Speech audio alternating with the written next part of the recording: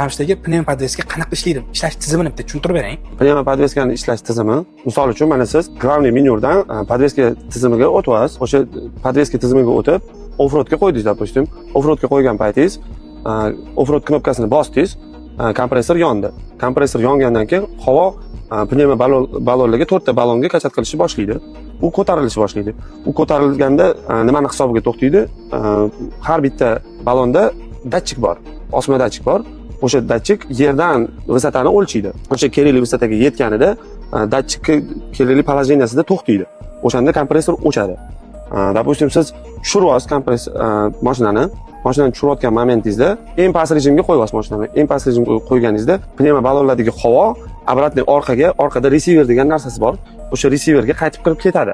Receiverga qaytgan havo постоянный receiverda turadi. U receiverda turishining sababi постоянный ko'chadan havoni tortmasligi uchun kompressor. U havo receiverdan chiqib pnevma ballonlarga boradi. Pnevma ballonlardan обратно chiqib receiverga kiradi. U siz rejimni o'zgartirishingizga qarab. Jamshidagi pnevmopodveska ishlash uchun shunda nimalar kerak bo'ladi?